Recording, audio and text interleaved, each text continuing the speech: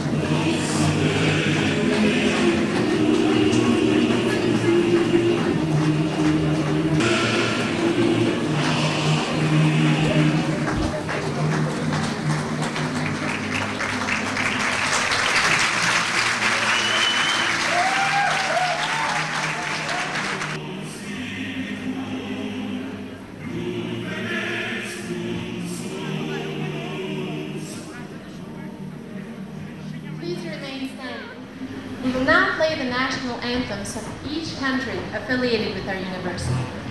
We will begin with the national anthem of Albania, which will then be followed by the national anthems of the United States of America and Switzerland.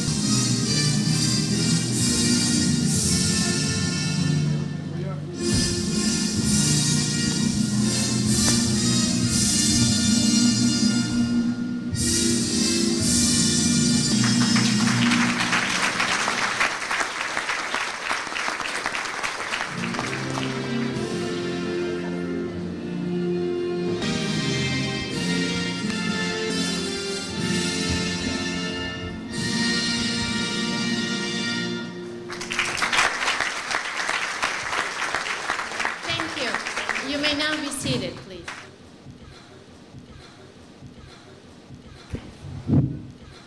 Hello. Dear President, representatives of embassies and distinguished guests, dear parents and students. More than 100 students of the State University of New York, Empire State College, and Institut Universitaire Kurt Bosch are receiving their master's and bachelor's degrees today. Last month, in June 2008, Harvard University invited Jane Rowling, author of the best-selling Harry Potter book series, to deliver the commencement address at Harvard's pre-graduation ceremony. Rowling felt that delivering a commencement address was a great responsibility, and she tried to remember what the distinguished British philosopher Baroness Mary Warnock had said at her own graduation ceremony. Reflecting on Warnock's speech, Rowling realized that she could not remember a single word Warnock said. This was a liberating discovery, since it enabled her to proceed without any fear that her speech might inadvertently influence the graduates' lives. Now, with this understanding, I would like to share some thoughts with you regarding learning in our liquid, speedy, mobile, dynamic knowledge society. We live in a very fast-changing, globalized world, and there is an overabundance of information available to describe these changes. As Harry Potter himself put it, I'm listening to the news. Again, well, it changes every day, you see. But what are we to keep? Fragmented trivia have been elevated to knowledge, and I'm really afraid that the term knowledge society is a euphemism for the new terra incognita. These changes create a sense that there is no history, no continuity, no coherence, and nothing to worry about, since with the disappearance of history, there are no consequences. There is acceleration, but this acceleration is like going nowhere fast. Dear graduates, you yourself have learned an amazing amount. The grades you got and the degrees you gained prove it. But the real accomplishment does not lie in your grades. To learn in order only to get exam scores and gain the degree is like earning money only to look at the pictures of the bills. The real value of your learning is not only in those scores and your degrees, nor is it only in the facts and ideas you have stored away in your memory. It is the knowledge of how to learn. There seems to be a shift from the so-called banking knowledge of education to learning, and this is lifelong learning. In the banking model, those who know deposit their knowledge into the minds of those who do not know. Learning in this model is a kind of memorizing. It produces ballistic missiles. This means I have studied to become an accountant, I have studied to become a manager, I have studied to become a doctor. They are programmed to hit a specific target. However, in our liquid societies, the question pertaining to learning is how one can become a smart missile. Smart missiles are programmed to learn on the way, readjust their trajectories, and redefine their targets. In fact, we could even ask the question, is there a target? To put it another way, we may ask, given the skills, competencies, and knowledge and the needs of the market, what can I do next? One needs to learn how to solve problems, and to forget and to learn new skills, and hence set a new possible target. What skills are needed in this liquid age? As the Red Queen said to Alice, and I'm quoting from Lewis Carroll, Alice Through the Looking Glass, as the Red Queen said, here, you see, you have to run with all your might to stay in the same place. To go somewhere else, you have to run twice as fast. There are two kinds of skills for this society we live in. Catching up skills, competencies and knowledge, if you are to stay at the same place. And this means that you should learn how to play the game, and you should also make choices and be able to apply them. And also you need to go somewhere, and you need forwarding skills, competencies and knowledge. You need skills and knowledge helping you in influencing the game itself. Skills and knowledge allowing you to be able to influence the range of choices. And this means that we're talking about skills, competencies and knowledge for the public sphere. Civic engagement, interaction skills, democratic dialogue, and active democratic citizenship. This is the meaning of inclusive democracy. Citizenship and freedom is not only about buying and selling, but a lifelong action to influence and enhance the range of choices we have.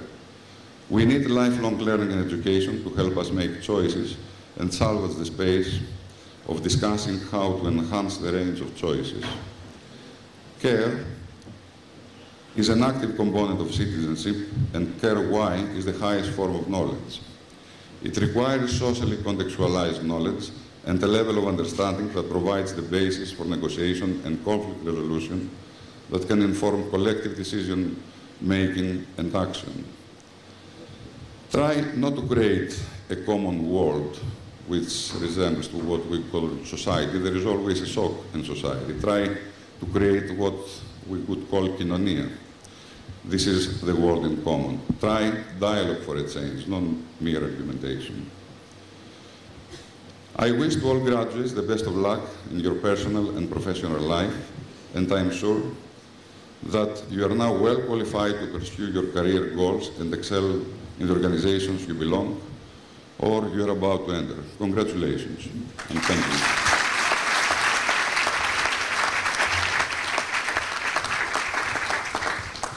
Thank you, Dr. Manzaniotis.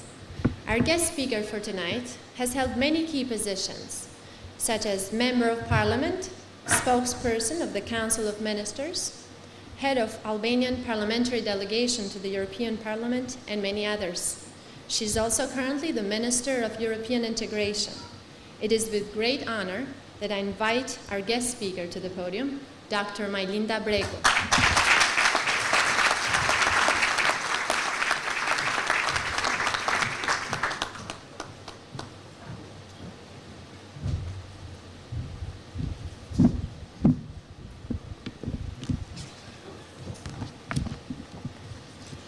Atëherë me mbrëma të gjithëve, sigurisht që në këtë ceremoni në cilën besoj pjesa më e madhe e juaja kam filluar të mendojnë edhe në një gjuhë të huaj tashmë në anglisht, pra pjesë e skillsve që keni fituar gjatë shkollës, sigurisht që unë do të flas në gjuhën tonë, në shqip. I nderuar zoti president, të nderuar profesor, staf dhe student të Universitetit të New Yorkut në Tiranë. Në përmbushje dhe e vijim të një tradite tani më të mirënjohur të festimit të ceremonisë së diplomimit si një ngjarje të veçantë në jetën tuaj, kam kënaqësinë që jam sot këtu, duke ju falenderuar njëkohësisht për ftesën, të cilën sinqerisht e kam pranuar pa hezitimin më të vogël. Nuk di se cilat janë pritshmëritë tuaja sot ndaj meje, por gjithsesi besoj se çka ajo unë pres është që ju të jeni të bindur se të dëgjosh tjerët sigurisht është e rëndësishme, por është më shumë e rëndësishme që të dini dëgjoni veten. Të dashur diplomuar, shumë më thjesht se sa kjo ceremoni e juaja e diplomimit, ceremoninë time të diplomimit e mbaj mend për dy gjëra. E para, sepse sigurisht ishte kurorëzim si në rastin tuaj i një pune të gjatë 4 vjeçare, por e dyta sepse diploma dhe tema ime ishte krejt e pazakont për të trajtuar para shumë vitesh, le të themi, në Shqipëri, por edhe në një ambient akademik të aso kohe, sepse ishte një studim mbi fenomenin e prostitucionit. Sot sigurisht një gjë e tillë nuk përbën një lajm të pazakont për të trajtuar në një ambient të mirë, por atëherë ishte kuriozitet, mbasi ishte guxim, dhe sot jam e bindur që nuk ishte një punë shumë e mirë kërkimore. E them këtë sepse mbase sot e mendoj veten diçka më eksperte në gjykim të një studimi apo pune kërkimore, por sigurisht kam dhe më shumë tendencë kritizeri se sa kam patur atëherë kur isha studente. Besoj dhe them që ky është një dallim thelbësor edhe mes atyre që konsiderohen fillestar ndoshta, por edhe ekspertëve. Të parët në fakt bartin gjithmonë edhe më shumë mundësi në mendje. Të dytët bartin gjithmonë çdo ditë më pak. Dhe për që në sinqert me ju, besoj që avantazhi sidomos në ditët e sotme është me fillestarët dhe jo me ekspertët. Ndoshta sepse ekspertët e sotëm, fatmirësisht jo të gjithë, por disa, kanë më shumë tendencë për të absolutizuar të vërtetën dhe nga njëherë në këto përpjekje humbasin